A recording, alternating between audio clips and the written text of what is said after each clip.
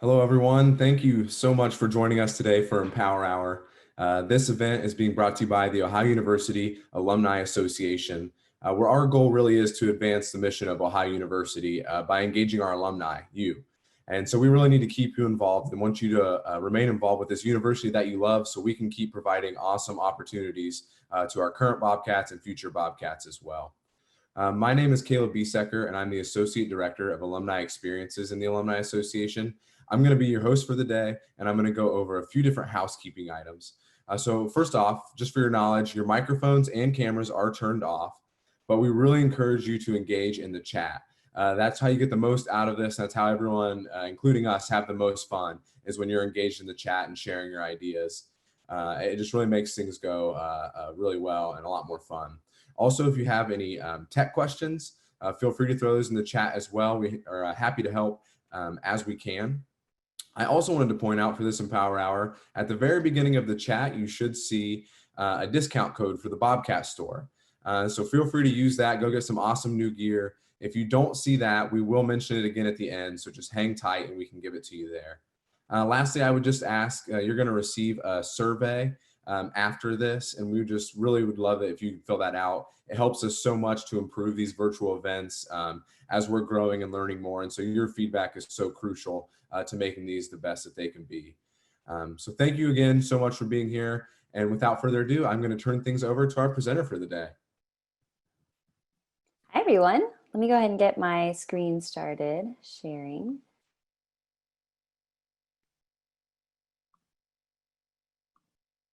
There we go. So I am just so excited to be here today and to be giving this talk. There's a lot of familiar faces and names in the chat section for me, so that's really awesome. Thanks to all of you for coming out. Here we go. I'm really excited to give this talk. I think this is something that's really, really important.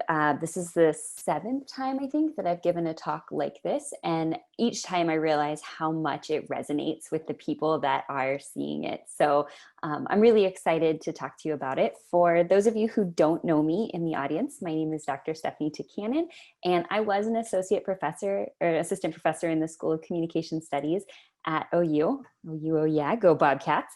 I recently had to leave the position to come out to California because my husband got a new job out here. So I am currently looking at what seems to be like a totally apocalyptic wasteland, I swear, with the sky looking all orange and smoky and scary looking. So I'm definitely missing Athens right now.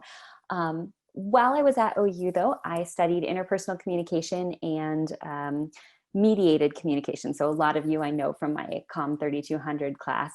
I'm not an expert in imposter syndrome. It's just something that I know a lot about because I've experienced it a lot. And my real qualification for doing this talk is that I'm willing to talk about it.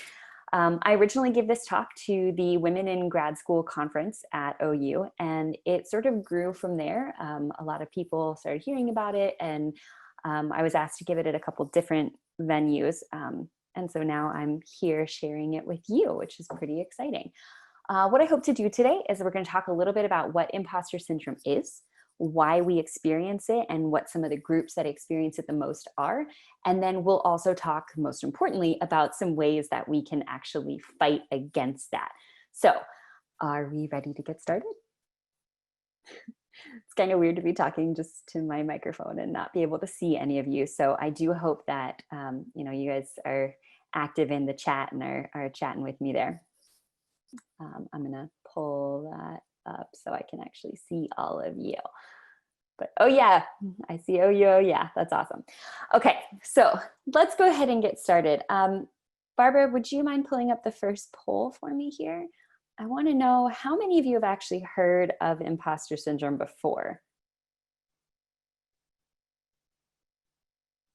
So we'll take a moment while you guys are answering that question. Yeah, there we go. I'm gonna just kind of scroll through the the chat while you were answering. Jayla, I miss you too.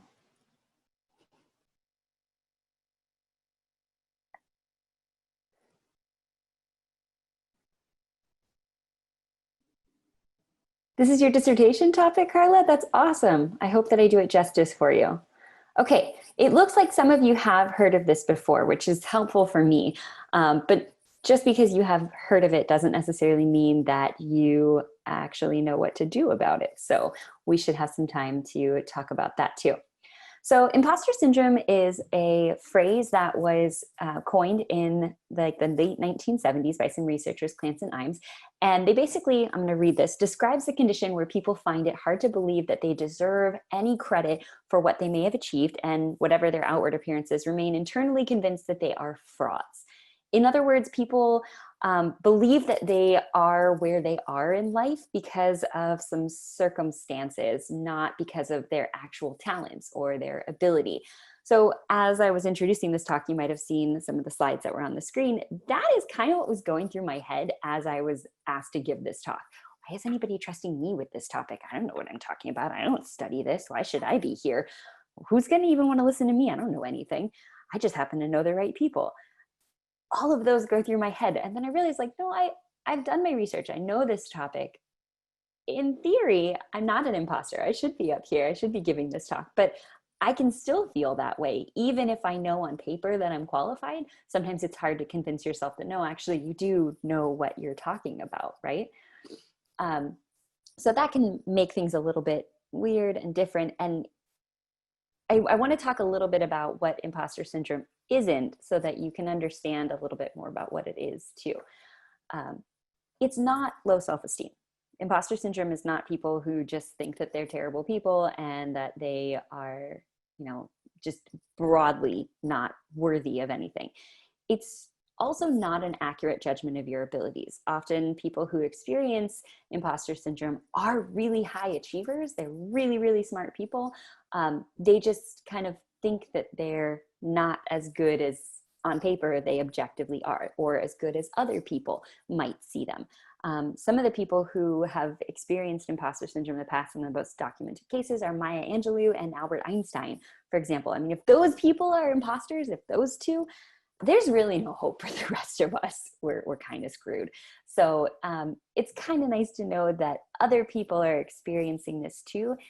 Regardless of how accomplished that they are, they still sort of feel like they're not supposed to be there and that someone's going to figure out that they're a fraud.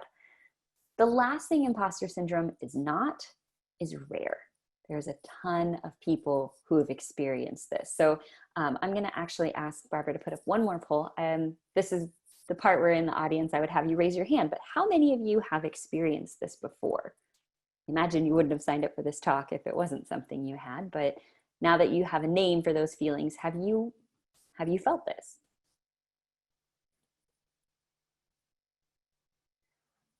Julie Z is asking, I always feel like I can do better. Is that the same thing? I mean, there's always room for improvement, but in this case, I think that imposter syndrome is more that you feel like you shouldn't be there at all, that you only got there based on luck or because you knew the right people based on circumstance, and someone's going to figure out that you don't belong. Okay, look at that. 100% of people in the audience have experienced imposter syndrome at some point. I'd be curious, I didn't set this up as a poll, but how many of you have actually talked to other people about this too? That is a lot more rare. Right? So who is actually affected primarily by imposter syndrome? Honestly, it's almost everybody, but a lot of the literature that talks about imposter syndrome has studied it, focuses a lot on women. It focuses a lot on people of color, people who are in marginalized or lower status groups. Millennials in particular experience this quite a bit.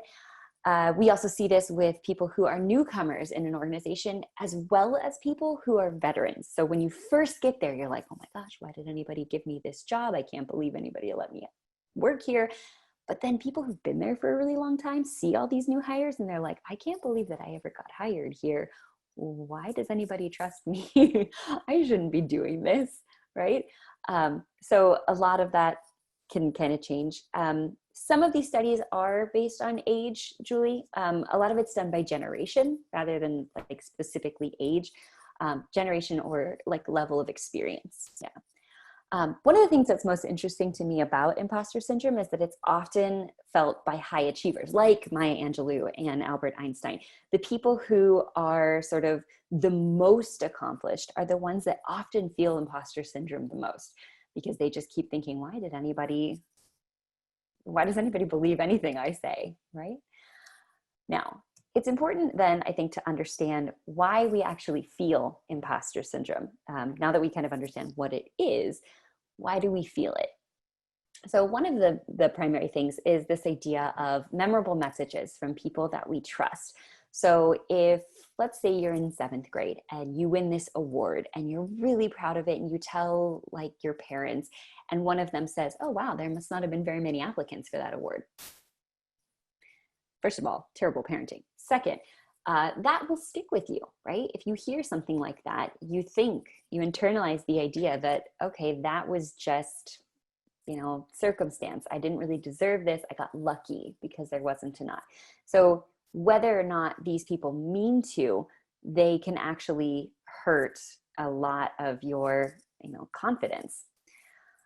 We also see this a lot in people who are perfectionists.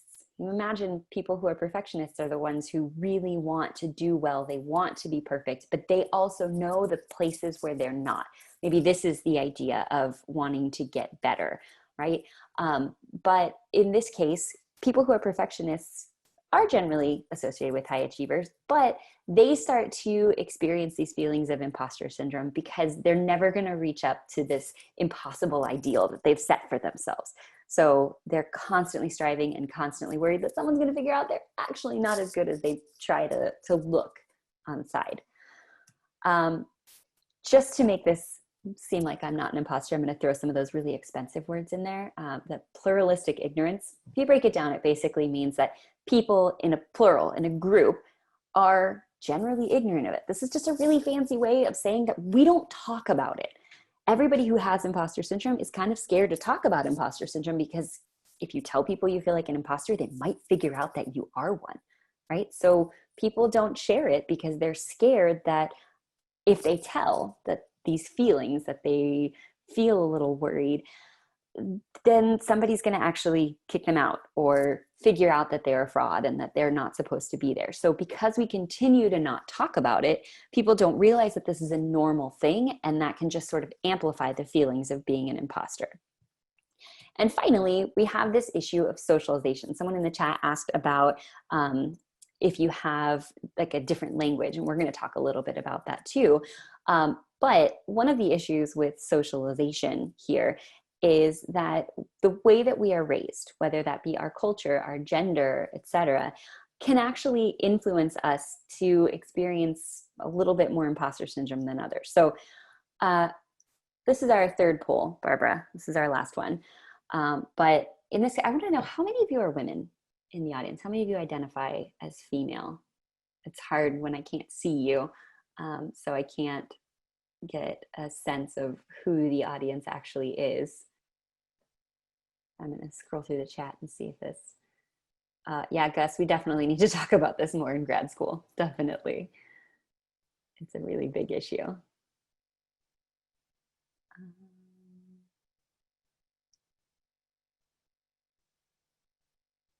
Okay, wow, 95% female in the audience. That's actually not terribly surprising to me because I think that this topic resonates a lot more with women. It was originally studied with women, but there's a really good reason for that.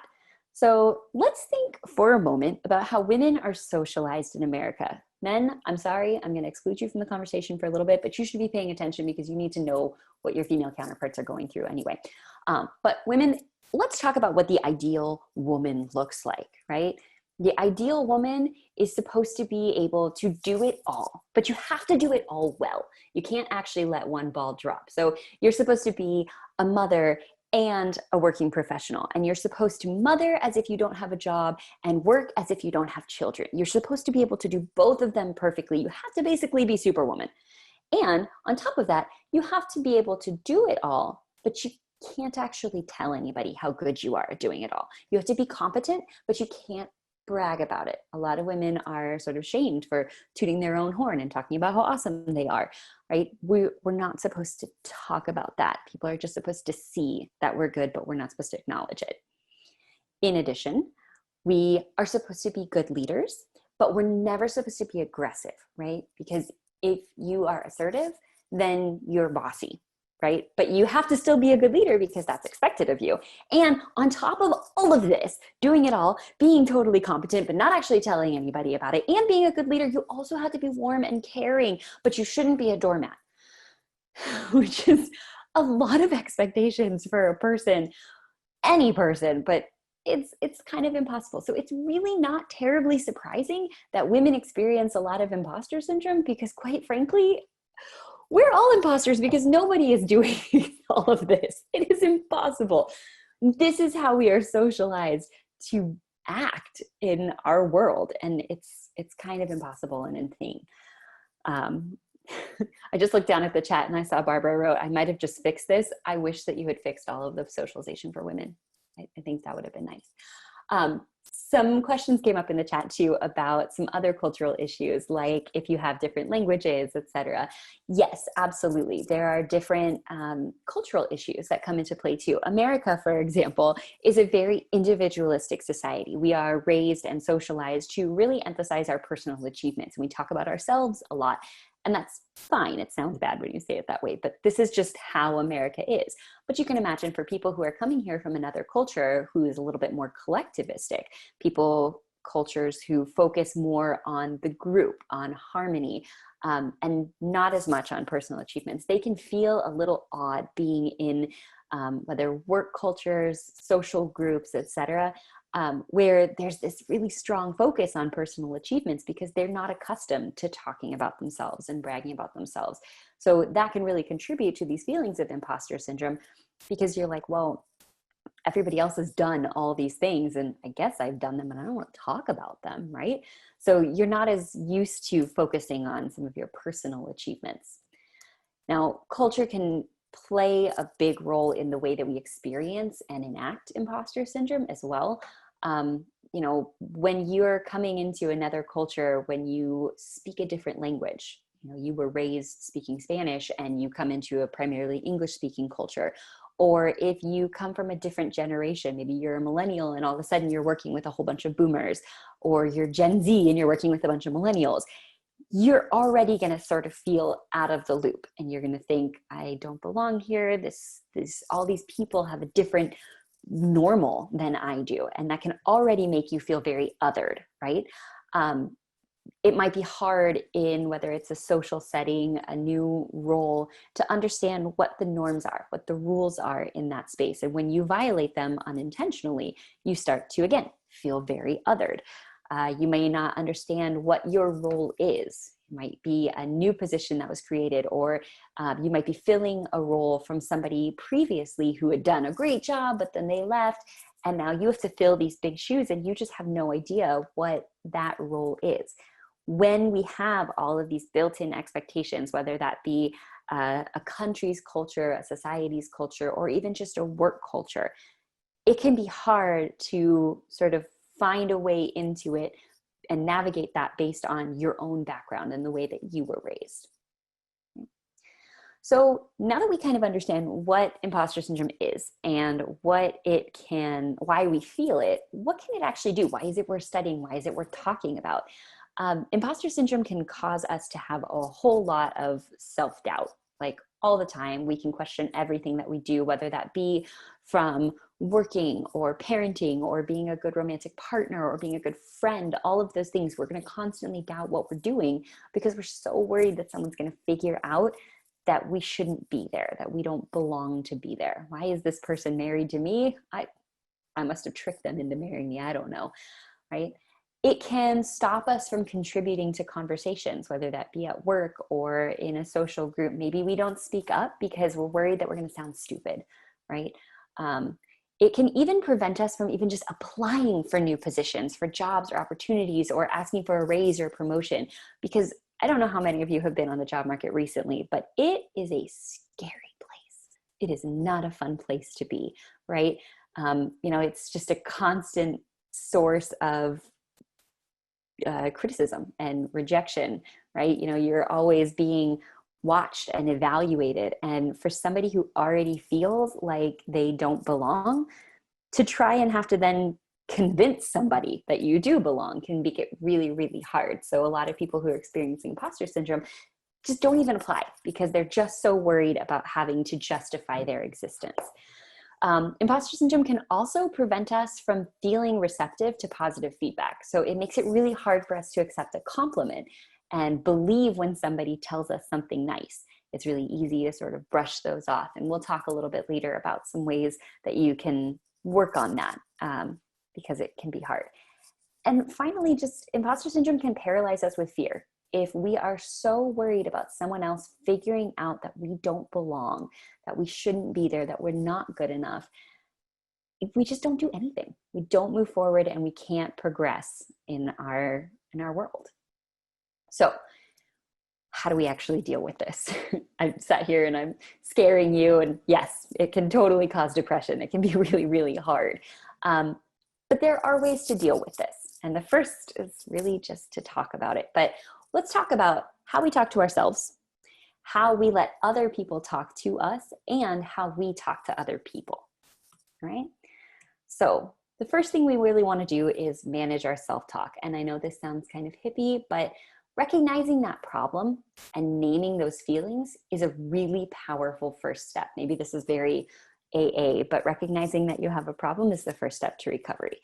I think that for me, when I discovered the term imposter syndrome, I was like, oh my God, there's a name for this. This is what I'm feeling. This is so great to understand that other people feel this too.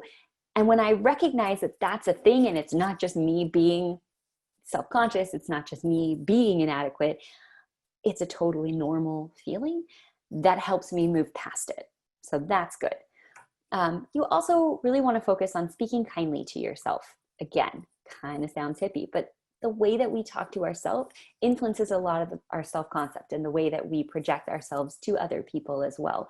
So you really have to start by speaking kindly to yourself. I don't know if any of you have ever seen that really cute video of like the little kid standing on the bathroom counter and she's like, you're good enough. You are smart enough. You're going to have a great day. It's really, really cute. If you haven't seen it, go look it up. But what she's doing is a really good way to combat imposter syndrome too. Developing a mantra, having something where you can stand and tell yourself, you know, look at yourself in the mirror and go, you know what? You're a badass. You are. You got this. You are a badass and you're going to do great today.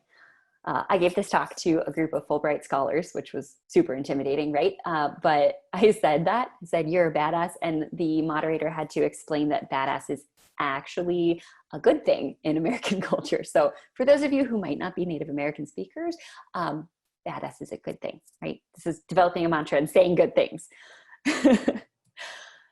Another thing you can do is just reminding yourself while you're there. Maybe that when you're starting a new job and you're worried about, you know, why did they hire me? I don't know how to do this. I shouldn't be here. Go back and look at the classes that you took at OU and say, you know what? I learned all these things. I know how to do this. Look at my CV. Look at my resume. I have got lots of experience. I should be here. I killed it in the interview. I believe that I should be here. And I think sometimes just reminding ourselves on an objective place can help us to feel a little bit better subjectively, right? This last one is going to sound a little ridiculous, but I want you to bear with me, okay? This is what I call grandma voice. And this is something that I have developed, and I'm just going to share it with you. And you're going to laugh at me that this is something that I have done, but it works. It really does. Grandma voice is sort of this sound that, you know how like a grandma can never say anything mean? Like the stereotypical grandma that you see in movies and stuff, she always just sounds so encouraging, and everything that she says just makes you feel better about yourself. You know, she's just always the one boosting you up.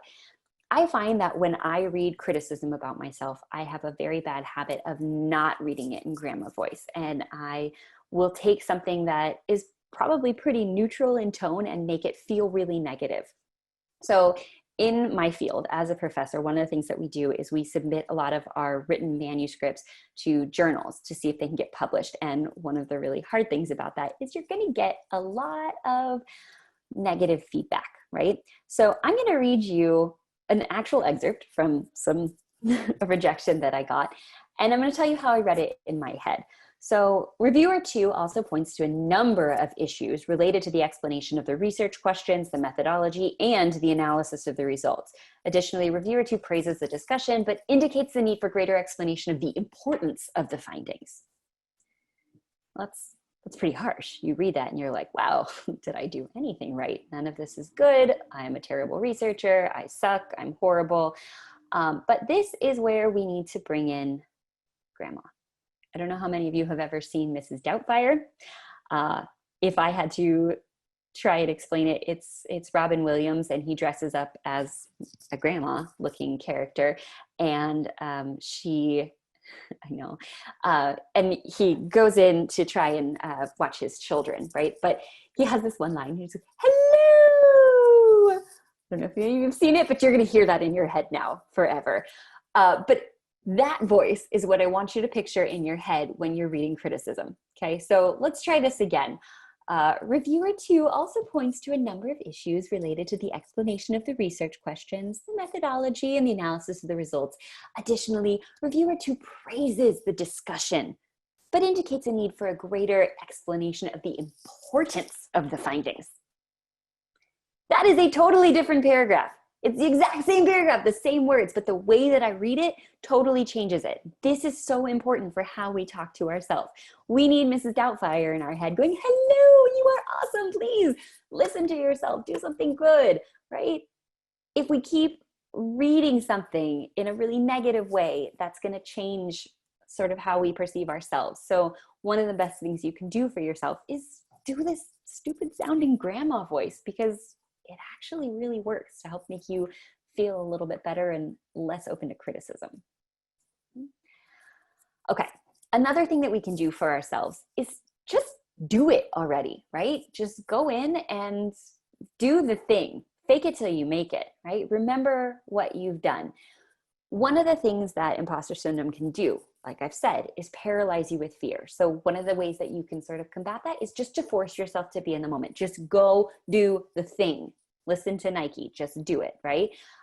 Forcing yourself to be in that moment, you're gonna eventually get so immersed in what it is that you're doing, and you'll realize that you do actually belong to be there, that you'll stop overthinking the fact that you're there and whether or not you deserve it, right? There's a lot to be said for faking it till you make it. I know when I first started as a professor, I was like, oh my God, I'm only like a couple years older than any of my students. Why are they allowing me to stand up here and pretend like I know what I'm talking about? Over time, if I just projected that confidence, I think that they all bought it. As soon as I would have shown that weakness, I think they would have realized that, you know, oh, maybe she's not as credible as she seems. But if I faked it and pretended like I belonged there, other people were going to believe it too. Another thing that I've really focused on, and this was particularly helpful for me in the past, is when you feel like an imposter, one of the things that you worry about a lot is all the things you haven't done. Focusing on all of these to-do lists and all these things that you have to do can make you feel very inadequate, because you're like, oh my gosh, here's all the stuff I haven't accomplished. Instead, shift that focus to ta-da lists. List all the things that you actually have accomplished. And I think in this case, it goes to serve as a reminder on paper, something you can visibly look at to say, hey, look at all that I have done.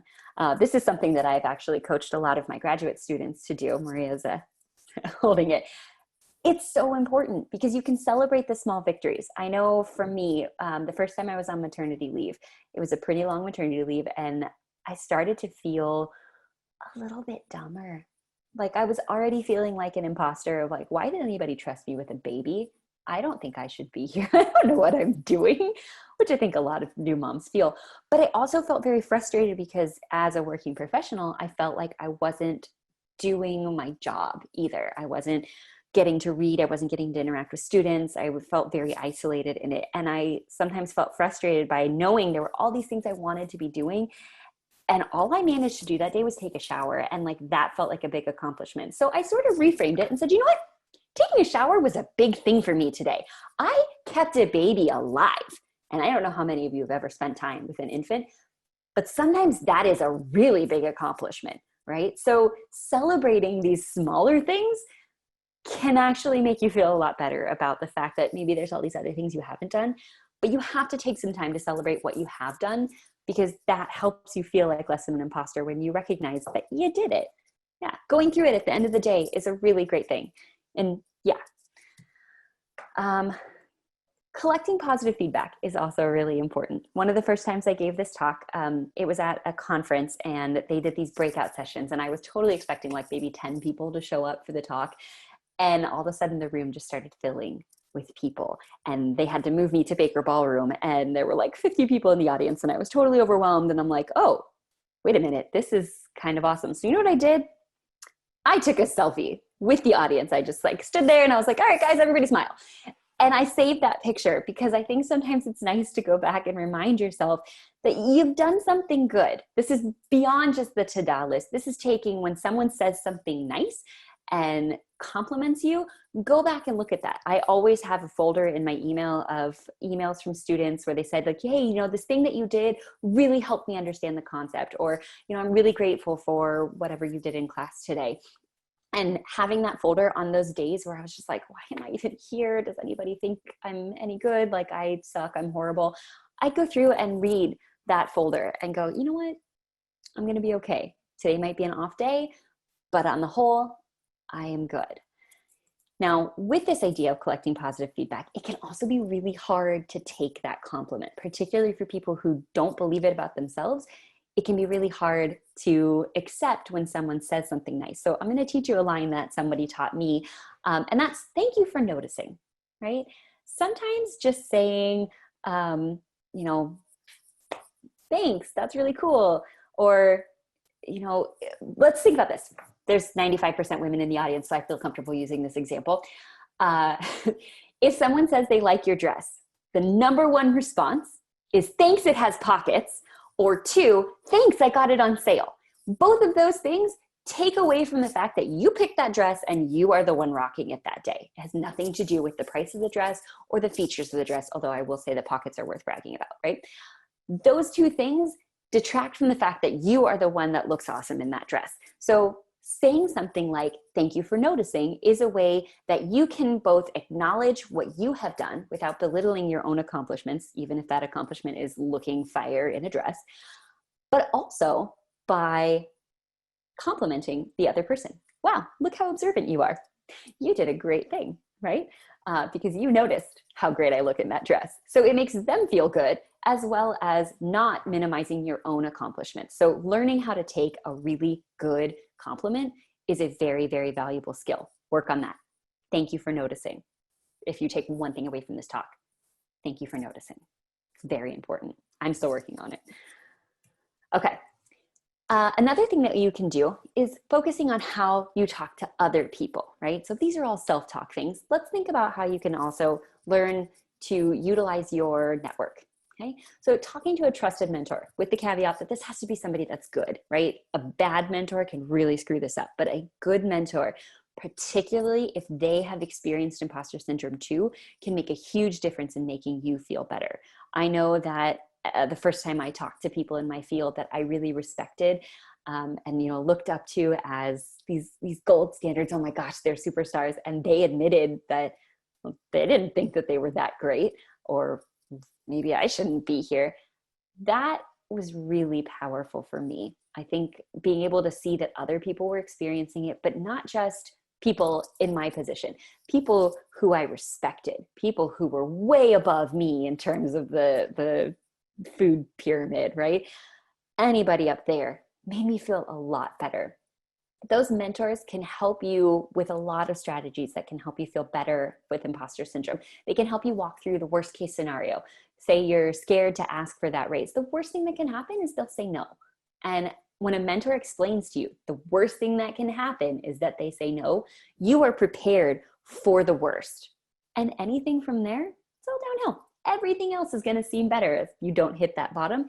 But if you do, and they say no, it's not the end of the world. And a great mentor will help you see that, right? You also need to learn to trust that mentor's feedback. If this is somebody that you know can be honest with you, you're never going to question whether or not the nice things that they say to you are real, because If they say something that's criticism, a constructive criticism, then you're going to trust that. But when they actually tell you, hey, you've done something awesome, this is good, you know that they're not just saying that as lip service. And I think that that's really important, because if we don't trust that person, sometimes we don't believe that that compliment was real. Learn to trust their feedback. They can also help you develop strategies where you need improvement. They know you, they know your background, they know your training, they understand your field. They are going to help you figure out where you can improve. And when you have an act, that can help you feel like less of an imposter too. It's also, I think, important, particularly if you're coming from another culture, whether that be another society, another country, another language. If you are starting at a new school or a new job, or even if you're from some marginalized group, finding a mentor who can understand or relate to that particular form of otherness is also really, really important. Finding somebody who gets it, especially somebody who's already navigated that and has successfully, established themselves in that field, that can be really, really powerful too, because you can see them as a role model and understand that if they belong where they are, you do as well. You are not an imposter. You belong there too. Now, talking to mentors is really helpful, but I am a huge advocate for talking to your peers too. I think one of the most important things that we can do with imposter syndrome to combat it is to talk about it. Everybody seems to hide it away because they don't want to talk about it. They don't want to acknowledge it because then somebody will figure out and they'll get kicked out, right? But we need to talk to other people, particularly like-minded others who are in similar situations. When you've just started grad school, talk to the other people in your cohort because they also feel like imposters, right? Maybe you admire the other person that was hired with you because they've got so much experience, but maybe they're sitting there looking at you and thinking, well, they went to OU, they have this great training, I'm so jealous of their education, right? And until you start talking about that, you can't learn from each other, you can't bond with each other, you're still going to feel like what you have isn't good enough. And this helps you recognize what some of your strengths are when you can talk to other people. It's also, like I said, really important to realize you're not the only one who feels like this, because the longer we let ourselves fester in that and feel like we are the only one who are experiencing imposter syndrome, the worse it's going to get. Now, it's also really important to ask for support. Tell people what you need. Do you need positive feedback? Do you need some help? Ask for that, but also give it. They say that you learn 90% of what you teach. You're also going to start to internalize 90% of what you give to other people. If you're spending your time building other people up, you will eventually start to believe those things about yourself too. There was a really cool study that I read about imposter syndrome where these women analyzed the emails that they sent to each other while they were in grad school. And they looked at all the ways that they built each other up and challenged each other to do scary things. Every time they felt like they were being an imposter, they would tell the other person, this was their support network, and that other person would build them up and be like, no, you got this, you can do it. I know there's that phrase like, hold my beer. Well, before that, I had the phrase, I'll hold your purse. So when I was in college, my best friend and I, we would sort of challenge each other to do these stupid things. Like we'd say, hey, wouldn't it be really funny if I just like cartwheel through this parking lot right now? And the other person would respond, I'll hold your purse. And this was sort of a subtle way of saying, I dare you, do it. I will hold your purse. I will support you in whatever way that you need. It was more than just hold your beer. It was pushing you. And it kind of evolved from stupid stuff like doing cartwheels in parking lots, which is actually very underrated. You should try it, to applying for a new job or asking that person out when you're scared, right? I'll hold your purse. I got you. You can do this. Right? So find a buddy and challenge them to do those scary things and know that they are going to be there for you when you need to do the scary things too. You can also use that time to bond over shared experiences. When you start to realize like, oh, hey, the boss just berated me, I feel really horrible. If someone else is like, dude, they did that to me too. I've been there too. I've also made these mistakes. Again, you're going to feel like less of an imposter because you start to realize that all your bloopers are the same as other people's bloopers, even though you're only seeing their highlight reels, right? We start to think that these other people are perfect. And when you start to talk to them and realize that you have these shared experiences, you're going to start to feel better too, because you're going to normalize your own experience. And this is going to sound like really bad advice 20 years ago, but it's really great advice now. Don't be afraid to talk to strangers, okay? Particularly strangers on the internet. Again, 20 years ago, your parents would have freaked out if I told you this, but now we like get into cars with people who are strangers on the internet. Like that's the whole business model of Uber, right? I find that sometimes finding a support group or a forum online where you can talk to people who know exactly what you're going through that you're never actually going to have to see in real life is a great place to make yourself vulnerable and to open up without ever having to worry that you're going to share these feelings of being an imposter with the people that might actually judge you for it. So even in giving this talk, as soon as I got this assignment and realized I was going to be doing it, I went onto one of my favorite Facebook groups. That's a group of academic mothers with kids who are all born in the same year as my own. And I said, oh my God, I'm giving this talk. I don't know what I'm talking about. How do I do this? What do you all do? And they gave me some incredible advice. A lot of this talk is based on the things that they shared with me. And they were willing to be vulnerable. I was willing to say, I feel like I don't know what I'm talking about. How can you help me? And none of those people are going to be in today's talk, right? Because I can share these things, I can be vulnerable with them, and it's never going to affect me like in my real life because I'm talking to strangers on the internet, right? Okay, speaking of technology, there is another really cool thing that you can do with technology to help you feel a little bit better. And this is changing the way that you talk to other people about yourself. So when we have imposter syndrome, one of the really scary ways that it manifests is through our language and the way that we talk to other people. We end up using very powerless language and making ourselves sound weaker or making ourselves sound like we don't belong there just by the words that we use. So there is a plugin on Gmail that you can download called Just Not Sorry.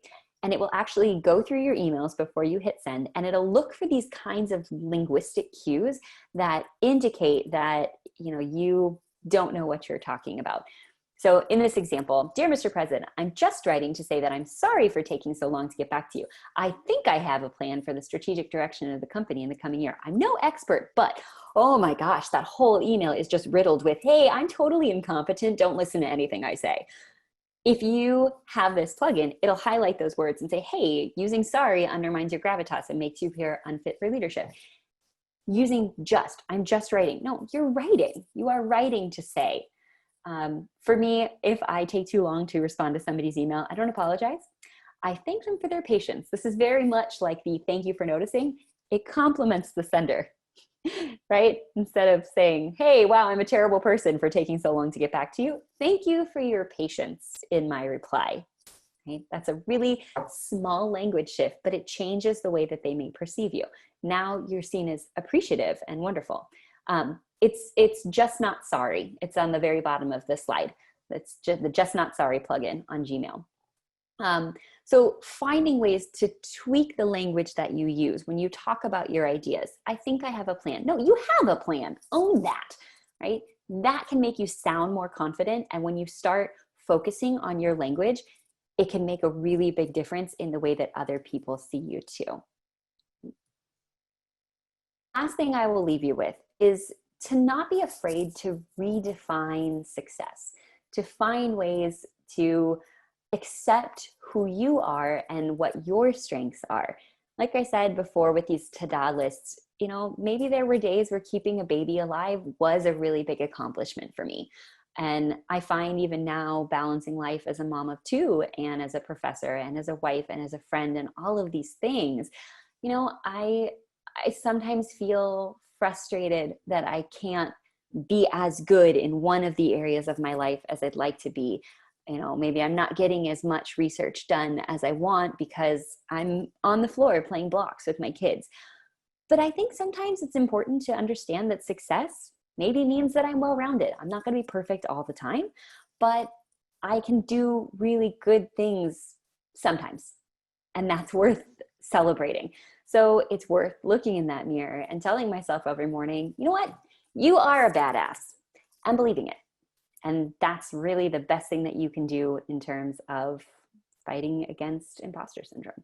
So thank you so much for listening. And I want to open this up to any questions that you have. We can have them in the chat and then I'll verbally answer them here. But I've also put my email address on there too.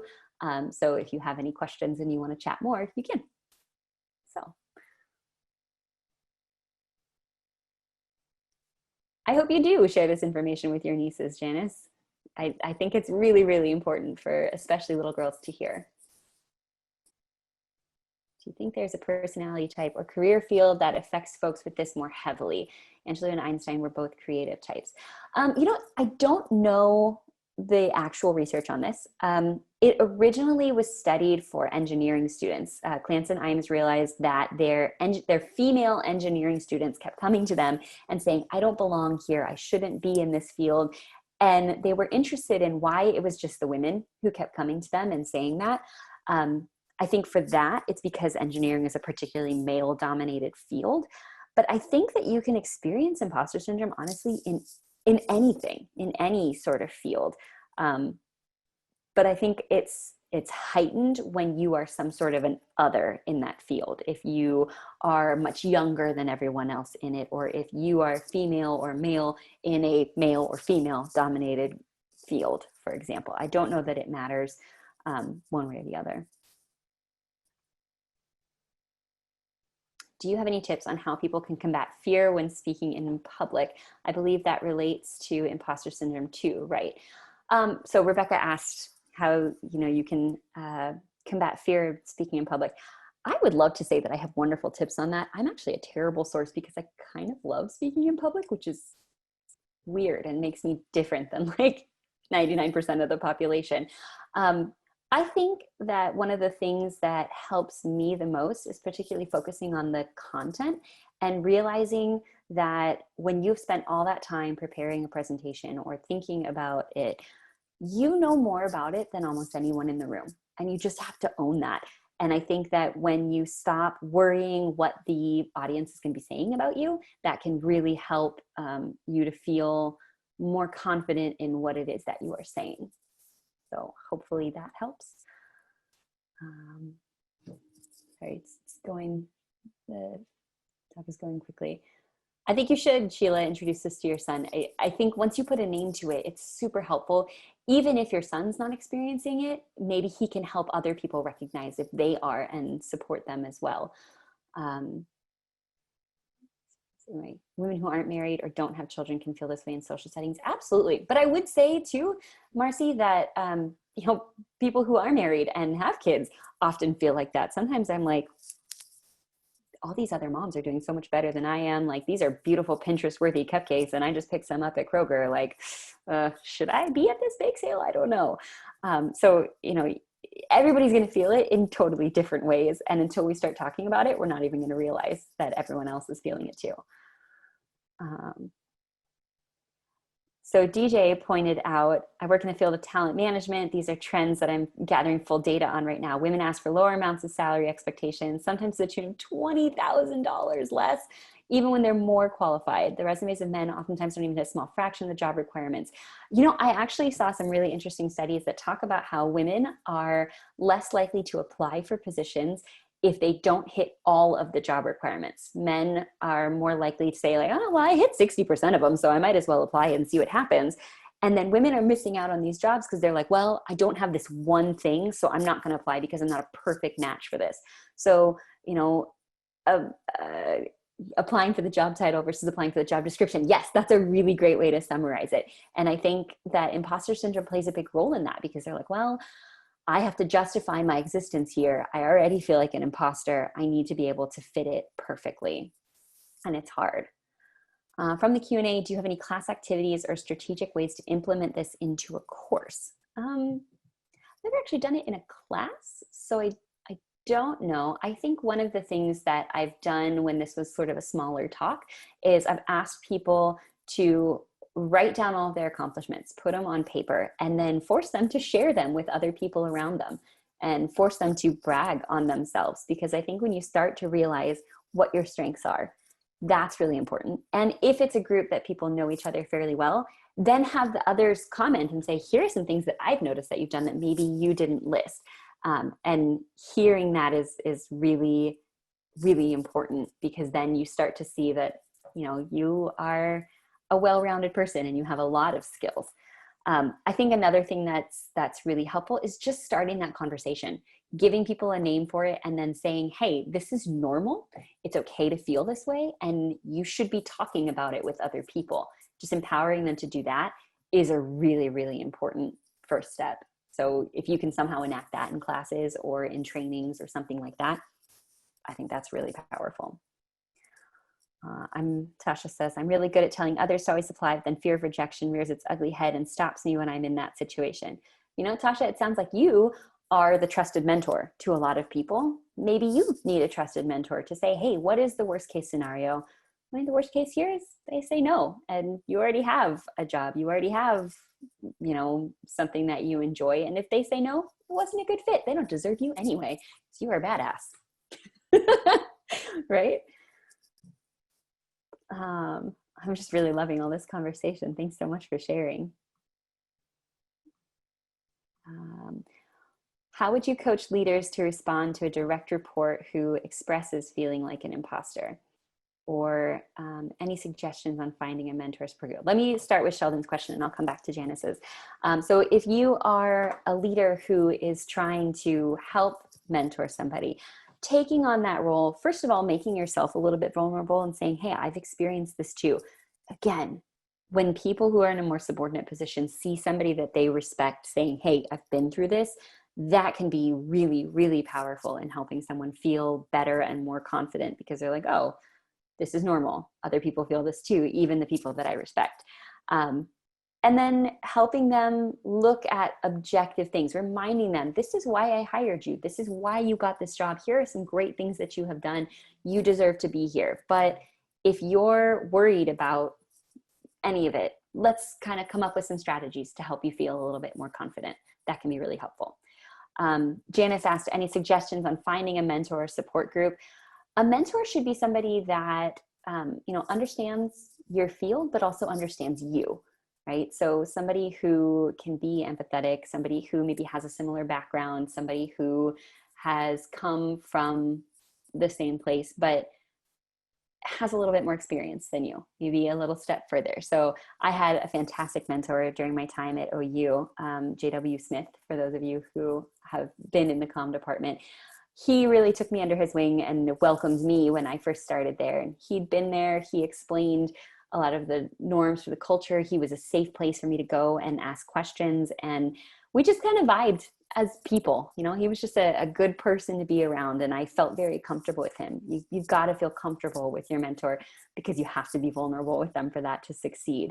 But finding a support group, I mean, honestly, talking to strangers on the internet is a really wonderful place to start. Going on there and finding other people who are in similar situations. There's a lot of groups that are very niche. You know, this group that I'm in is academic moms of children born in 2017. Like, that is so specific, but they are now 500 of my closest friends and trusted allies, right? They're all around the world, and I can always find somebody who can help answer that question, because it's a very specific group. And the internet is a vast and enormous place. Do a quick Google search and you're going to find something that you are looking for. Marianne, I hope you do start using I'm a badass as a mantra. And I hope you hear me saying it to you too, because you, Marianne, you are a badass. I don't even know you, but I know that you are. Sheila wanted to point out, anybody who is part of a women's business resource group at your place of work, imposter syndrome is a great topic for learning and discussion. Absolutely. And I am so happy to share these slides with anybody who wants to bring this to their work, because I do think it's really important.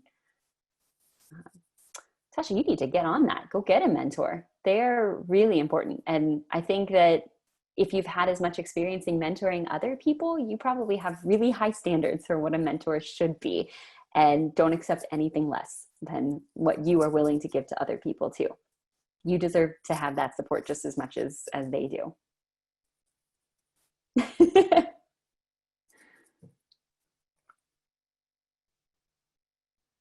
I'm just looking to see if there's anything that I've missed. Is there anything in the Q&A, Barbara, that I'm not seeing? You're very welcome, Rebecca. Thanks so much for coming.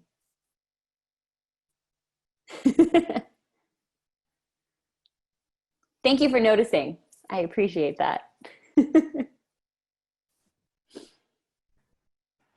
Yeah, Stephanie, just want to say thank you so much for coming and being a part of Empower Hour today. Of course. Definitely a very interesting topic, something I feel like affects a lot of people. And for me, knowing that potentially like marginalized communities out there are particularly affected with this could help me be a better leader and more aware of that. And so I really enjoyed it. I just wanted to suggest to folks, we'll leave your last slide up here for a moment, maybe jot down the email there if you were to have any additional questions for Stephanie. I'm sure she'd love to hear them. And Stephanie, we really do appreciate everything you've done for Bobcats and continuing to help Bobcats. It's been. It was my pleasure. So yeah, I want to give folks just a few seconds to get that email, and then Barb, if you're able to share your screen, we can pull up the slide that will have a discount code for the Bobcat store for everyone who's still on here. Gotta get some extra Bobcat gear. Stephanie, might need you to stop sharing your screen for Barbara too. I'm not sure. No, I actually can take sharing away from Stephanie when I want to. Great. So yeah, we'll do that. Barb. Okay, I'm doing it.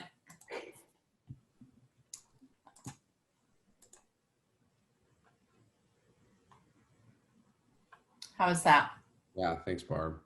And so yeah, if you see the code there, Empower99, you can go to the Bobcat store, plug that in for 20% off, and that offer does expire on September 16th, but some awesome gear on there, as well as some different things like mugs and some coffee, I think, as well. If you're missing Athens, you can get a little taste of Athens there. But thank you to everyone for attending today. I really appreciate it. Be on the lookout for the upcoming Empowers that we have. You can visit the Ohio University Alumni Association webpage for more details, and then the Ohio University webpage, as well as our YouTube channel, will house all the recordings of Empower Hours. As we finish getting those edited up, we will put them out ASAP.